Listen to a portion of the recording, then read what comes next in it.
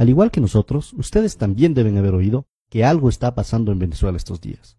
Y como siempre sucede en estos casos, nos inundan las informaciones de medios privados con sus propios intereses. Ha comenzado el mismo refrán de siempre, con conceptos hechos para darnos miedo y no para informarnos. Surgen enseguida las grandes palabras: represión, dictadura, censura. Pero como ya estamos acostumbrados a leer los intereses de la oligarquía, de los banqueros y muchas veces del imperio norteamericano detrás de estas noticias, vamos a tratar de tener una lectura más profunda y entender lo que realmente está pasando en Venezuela. Es muy importante tener una mirada geopolítica. Lo primero que tenemos que saber es que Venezuela tiene las más grandes reservas de petróleo conocidas en el mundo. Pero entenderemos mucho mejor lo que está pasando en Venezuela si damos una mirada a su vecino del norte, a los Estados Unidos. La sociedad estadounidense es una de las sociedades más consumidoras de los derivados de petróleo en el mundo. Primero que nada, en lo referente a la gasolina. Los Estados Unidos tienen la más alta tasa de carros por habitante en el planeta. Y obviamente hay otros derivados, como los plásticos, la ropa, los cosméticos. Para sostener esta sociedad dependiente del petróleo, Estados Unidos tiene que importar 60 de cada 100 barriles que consume. Tratemos de tener una mirada un poco más amplia. ¿De dónde viene el petróleo que se consume en Estados Unidos? Y en este sentido, el Medio Oriente es una zona clave. Estados Unidos importa una parte importante de su petróleo de Arabia Saudita, Qatar y los Emiratos Árabes Unidos. Y con estos aliados se han lanzado en una estrategia para tener una hegemonía política de la zona. Es así que son estos intereses energéticos, tanto en gas como en petróleo, que están detrás de la guerra de Irak, de la violencia actual en Siria, de la ocupación en Palestina y de la intervención en Libia.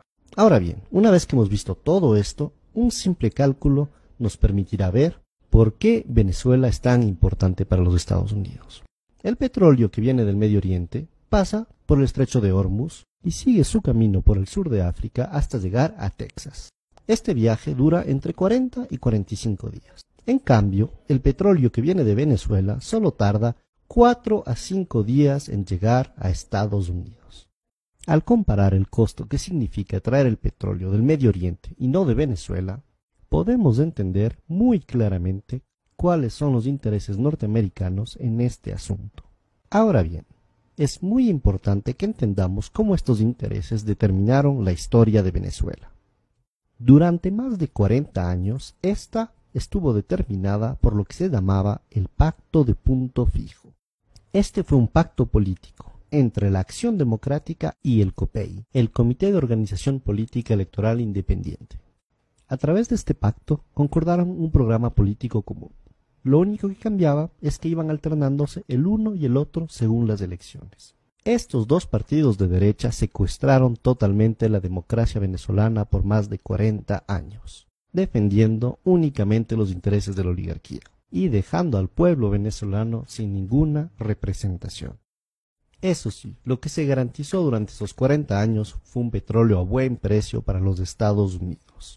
Esto causó mucho malestar en el pueblo, que comenzó a manifestarse cada vez más fuerte. En febrero y marzo de 1989, estas manifestaciones llegaron a su auge hasta lo que se llamó el Caracazo. Este hito tristemente histórico para Venezuela significó la orden del gobierno venezolano para disparar sobre los manifestantes. Murieron más de 3.000 personas en una semana. Entre los mandos militares que se negaron a disparar sobre los manifestantes durante el Caracazo, se encontraba uno muy particular: el comandante Hugo Chávez Frías.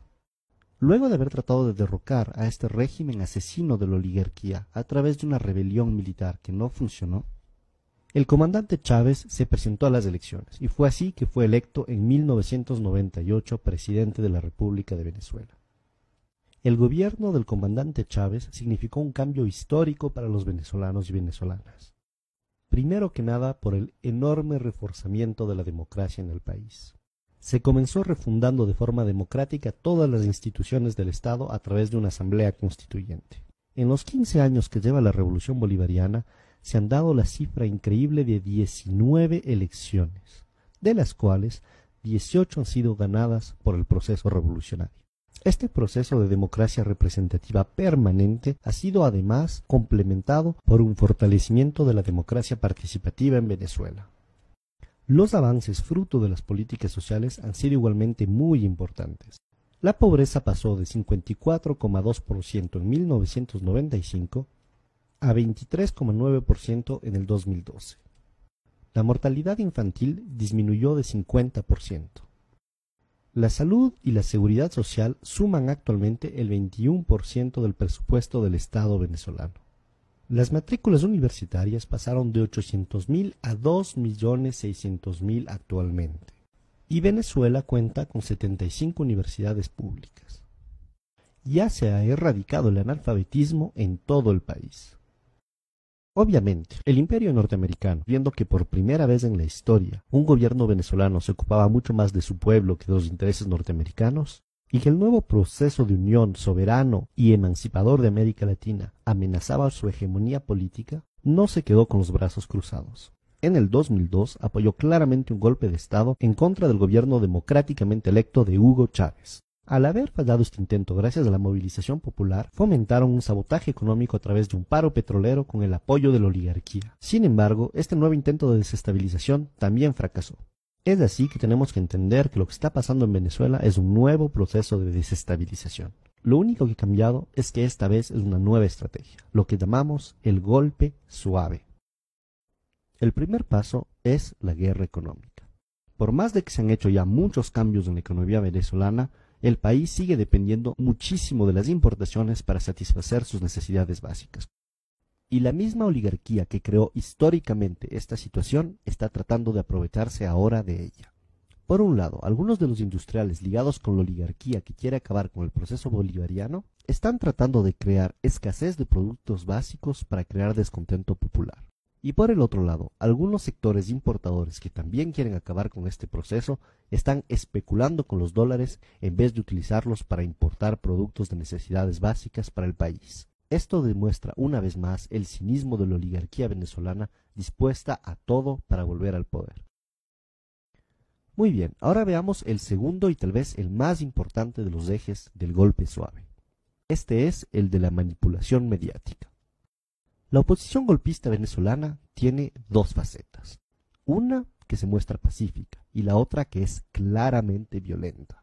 Y ciertos medios de comunicación, tanto en Venezuela como en el exterior, se han convertido en el eje central de esta estrategia de golpe suave al manipular de forma totalmente vergonzosa los hechos que están sucediendo en Venezuela.